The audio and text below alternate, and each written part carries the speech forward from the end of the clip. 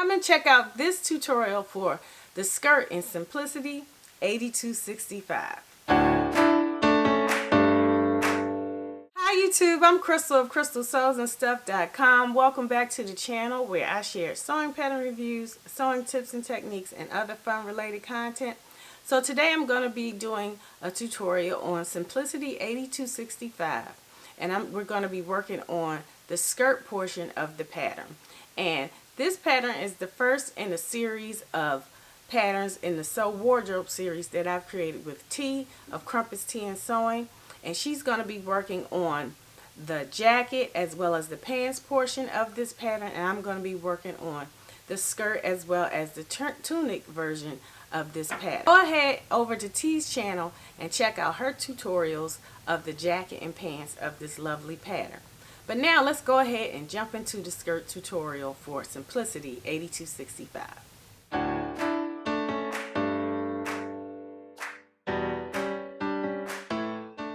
Today we're going to be working on Simplicity 8265, and for this skirt you're just going to need pieces 3, 4, and 5, and I'm going to be making a small pattern adjustment. Now this pattern is designed for average size height persons as well as petite persons, and since I am a petite person, which is someone under 5'3", I'm going to go ahead and adjust the pattern according to the Miss Petite line. So what I'm going to do is I'm going to fold it up to this line. I'm going to match this line up to this dotted line here. Now if you're taller than 5'4", then what you want to do is cut this line here, and then you're going to add inches. So you would add 1 or 2 inches between these two lines, depending on your height or however tall you are. You would add inches instead of subtracting them. You want to make sure these lines are lined up.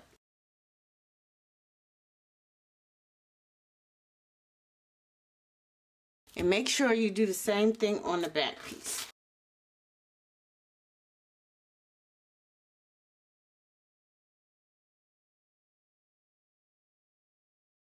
You raise it up, you can go ahead and true out what they call a truing, and that's just even up this little bump. It doesn't make that much difference for something really small adjustment like this, but if you have a bigger difference, you definitely want to curve out the edge so it can be nice and smooth. So you take your curve ruler and you just use your line and you just smooth it out. Okay, so you're going to smooth out your line on both pieces. Just cut off the excess.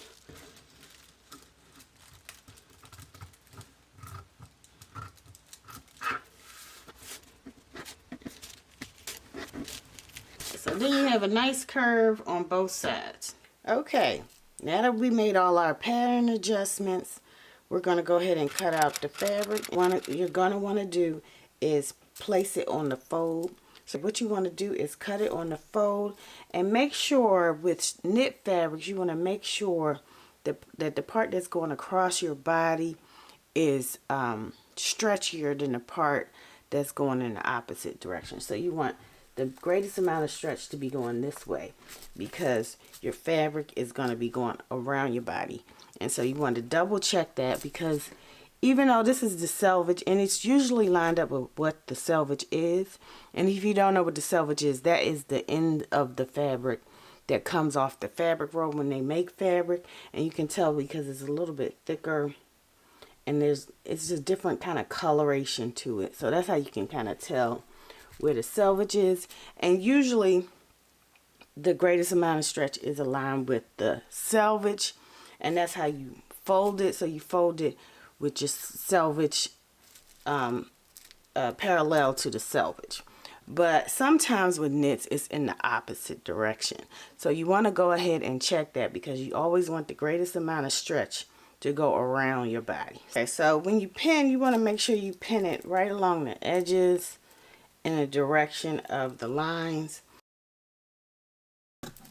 and make sure you keep the bottom part of your scissors on your table or mat because it helps to reduce jagged edges when you're cutting out things.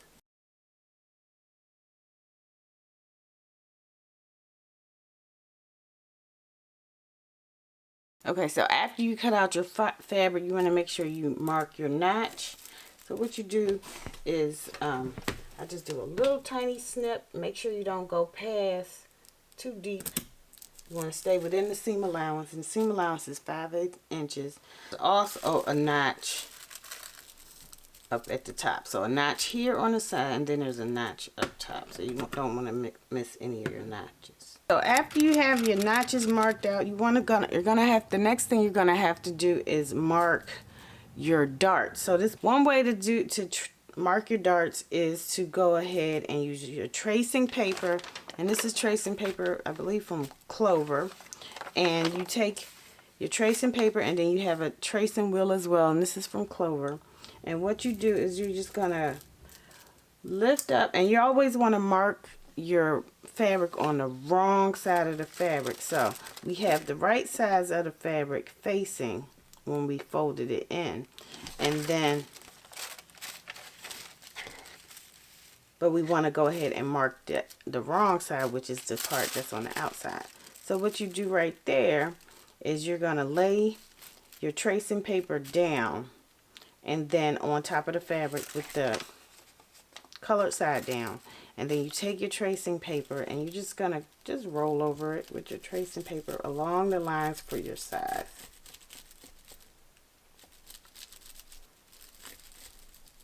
Okay, and so then you will have it marked. And then for the dots, what I like to do is go ahead and just run a little line where the circles are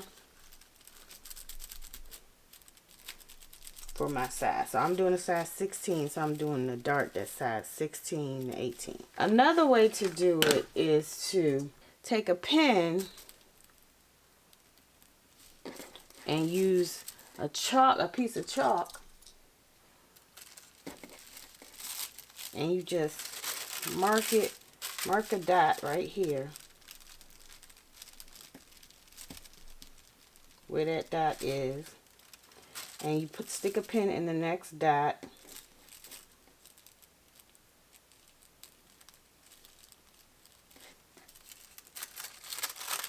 you mark that dot with your chalk, and then you mark your next dot,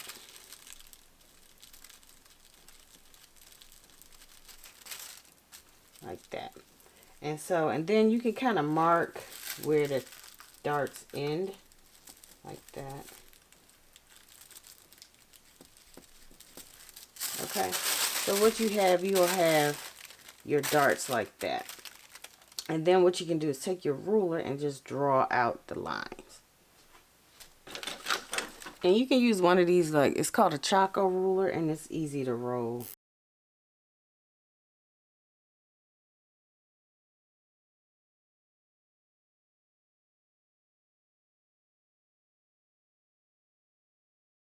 So that's how you go ahead and mark your darts. Okay, so the last piece for the skirt that you need to cut out is the casing. And so what you want to do is look for this symbol with the arrows. That's your grain line symbol. And you want to match that up and make sure it's even with your selvage. And so what you want to do is take your ruler and line it up with the selvage. You can tell because this is like the fluffy part, that's the selvage. So you want to go ahead and line up your grain line to one of the lines on your ruler.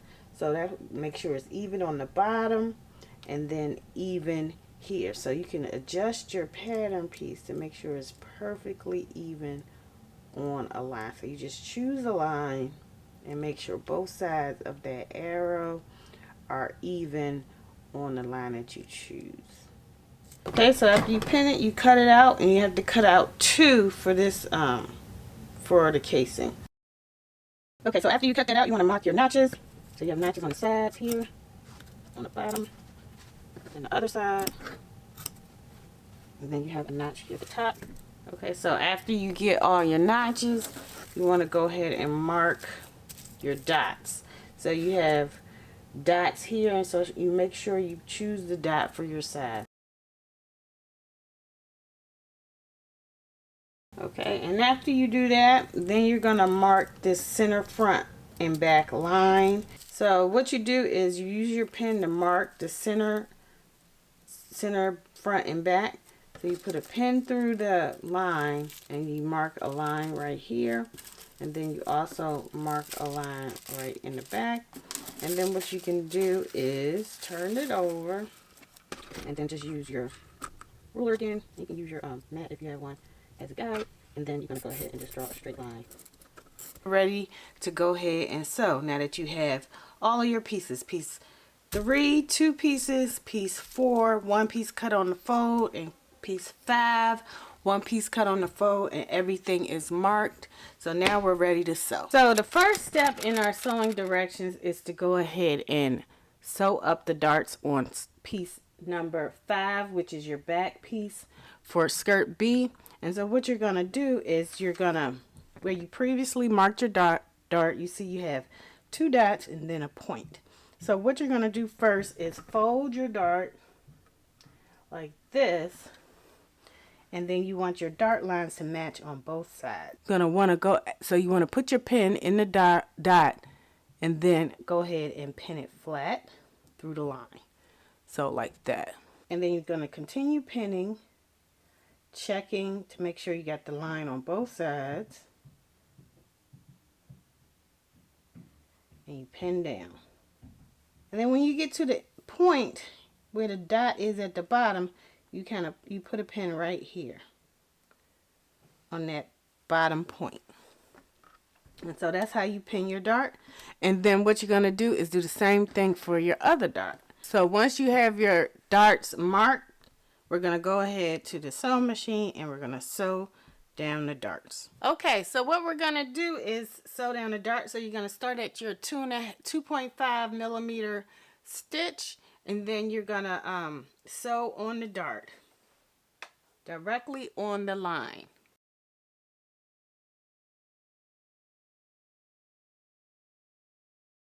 So once you get close to where your end point of the dot is, you're going to want to go ahead and reduce your stitch length to 1.0 millimeters. So once you get close to the edge, what you want to do, I would say about maybe a 3/8 inch or so, a 5/8 inch or so away from the point.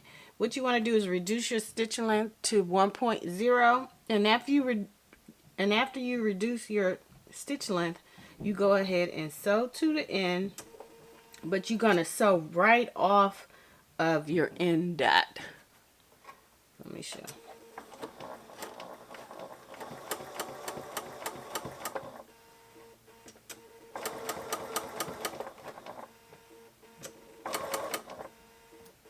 Okay, so once you're right at that dot or really close to it, then you're going to go ahead and sew right off the dot. And then you lift your presser foot and then your needle and you pull it towards the back. So you don't back stitch the bottom of the dart. You're just going to hand tie a knot at the bottom of your dart. So you make sure you leave enough length to go ahead and tie like 2 or 3 little knots at the bottom of the dart.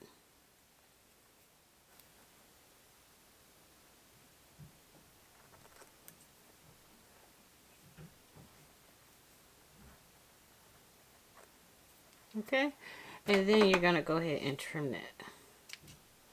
Okay, so after you sew your dart, what you're gonna want to do next is to press your darts to the center. So you're gonna use your pressing claw, and you're gonna move your dart to the center, and you're gonna put your pressing cloth on top, and then go ahead and press that.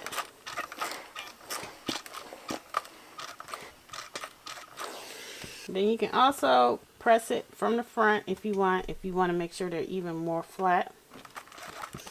Okay, so after you sew your darts and press them towards the center, you're going to want to lay your back piece right side up, and then you're going to take your front pieces, and we're on to step 2 in the directions. You're going to want to take your front piece and line it up to the back piece. And you want to make double sure that you have your notch side. The notch side is the front. So you want to make sure that's your front. So you know with a top. So you want to make sure you have the top lined up and make sure all the curves are matching. That way you know that you're not doing it upside down. So what you want to do is go ahead and lay your front piece on top of the back piece and make sure you have it right side up. So the sides with the notches is the right side, and you make sure the curves are matching. It's another way to check to make sure you don't have your pattern piece upside down.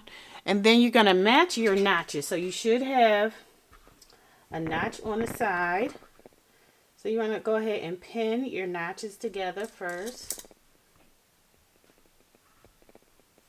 And then you're going to go ahead and pin the top.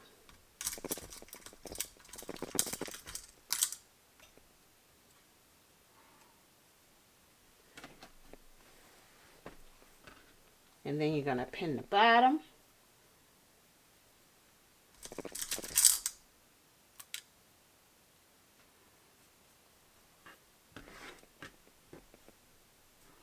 And then you just pin along the way, trying to get everything nice and even.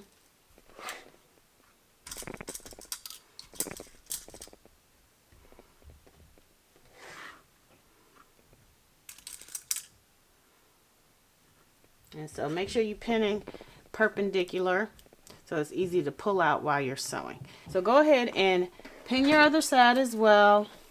Except we're going to sew down the side seams. So we're going to change over to a zigzag stitch. And so this is my zigzag stitch, and it's 3.6 inch width by 1.5 inch length. But usually whatever your standard length and width for your zigzag stitch is fine. And so go ahead and sew that down and make sure your seam allowance is at 5/8 inch. So just look at your marker here on your stitch plate, and if you have a gauge, you can use one of these. This helps you stay straight when you're sewing. So go ahead and mark that, put that down at 5/8 inch if you have one. So you're going to go ahead and lower your presser foot.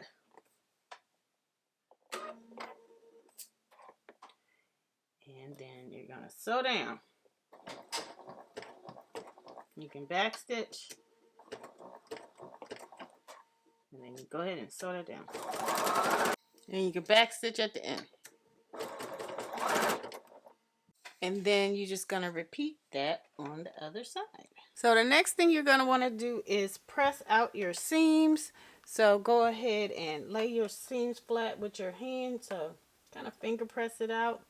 And then you're going to take your pressing cloth, lay it over the seam, and go ahead and press that out. So now that you've sewn down the side seams, it's a good time to go ahead and try on your skirt and see if you like the way it's hanging.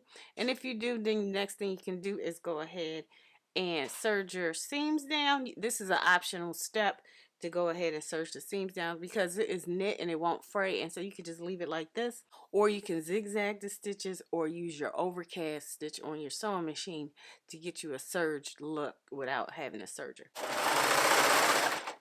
So according to the directions, the next thing up is to sew the casing for the waistband, and they have you refer to step 5 under the pant section because both versions have a casing.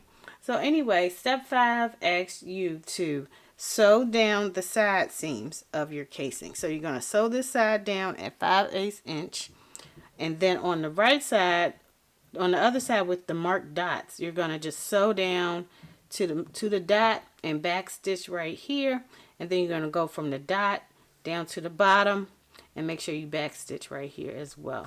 So okay, so then on the side with the dots, you're just going to sew down to this dot, back stitch, and then sew from this dot, back stitch down to the bottom, all at 5/8.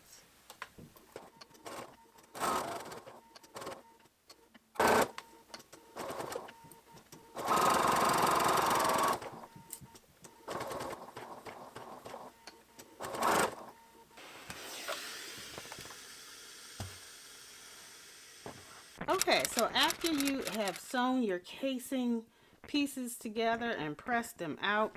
What you're going to do is fold it wrong sides together, so your seams are going to be, your open seams are going to be on the inside. So you're going to fold it wrong sides together like this.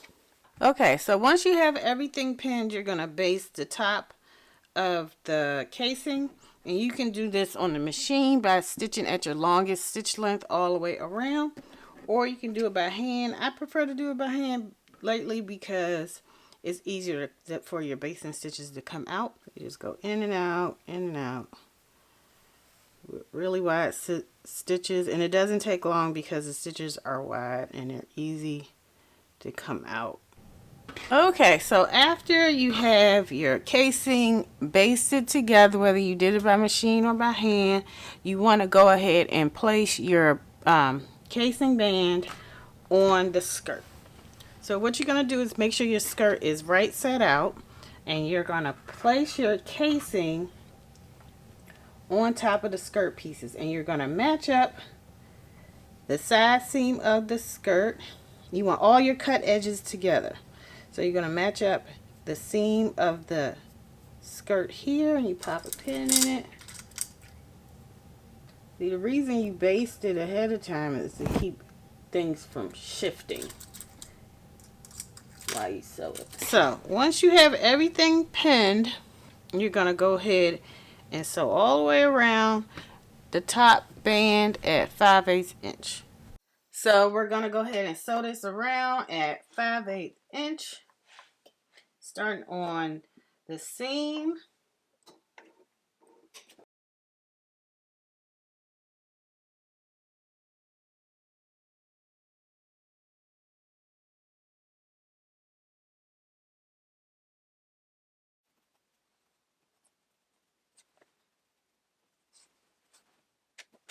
After you finish putting on your casing, you can go ahead and finish off the seams with your serger, or you can use a zigzag stitch, or you can just do another line of stitching at 1/4 inch like they say in the directions.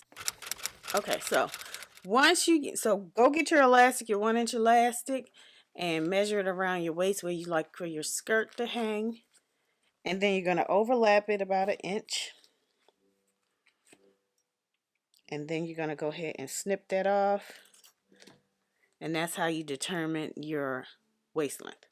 Okay, so now that we have our waistband on, and we have finished the edges of the waistband, what we're going to do next is go ahead and add in our elastic that we already just measured out, and I'm using a bodkin for mine. This one is by Clover. I'll leave links to the tools that I use in this video in the description box, so you can check those out. Those are links from Amazon, from my Amazon account, so if you want to go ahead and check this out. But anyway, this is by Clover, and you can also pick this up at Joann's. And anyway, this holds the elastic in this little clip like this. It's really handy. And if you don't have one of these, just use a really big safety pin, and you can go ahead and use that instead. And so you just go ahead and push it through. Okay, so once you have it all guided through, you're going to just do a zigzag stitch here, overlap it by about 1 inch, and do a zigzag stitch here, and then another zigzag stitch here, and you can even do an X in the middle just to make sure the whole thing is secure. Once you got all you have all of your zigzag stitches in, and you're just going to pull it through the elastic to make it even. Okay, so now you can go ahead and try it on again, make sure everything is fitting nicely, and then you're just going to want to go ahead and sew a couple stitches here to close up the hole right here.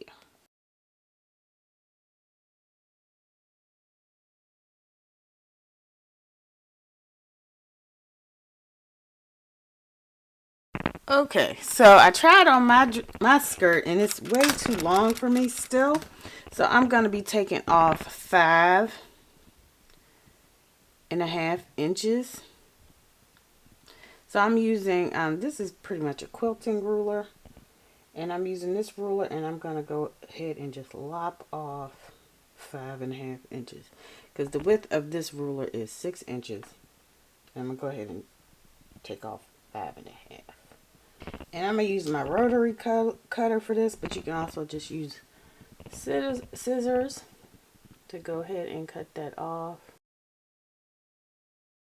So once you have your hem length the way you want, the length that you want to go ahead and serge, or you can leave it raw, but I'm going to go ahead and serge the bottom edge. You can also zigzag it or overcast it on your sewing machine, and then after you do that, what you're going to do is fold it up an inch, press it, and then sew it down. Okay, so now once we have it pressed and pinned up, you're going to go ahead and try it on again just to make sure it's fitting the way you want. If you have a bigger backside, you might want to make your back hem just a little bit longer than the front so that it can be even in the back. So try it on in front of a mirror, preferably with the shoes that you're going to wear with it, and go ahead and adjust the hem according to your body and where it's hanging. So okay, so last step is to hem it, and I'm hemming mine at a 3.0 stitch length because that's the length that I like for bottom hems.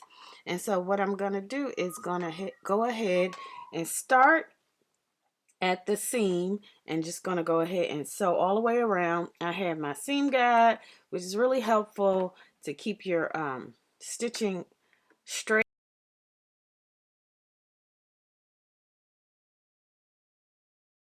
Okay, so now you're all hemmed up, and what you're going to do is give your skirt a final press.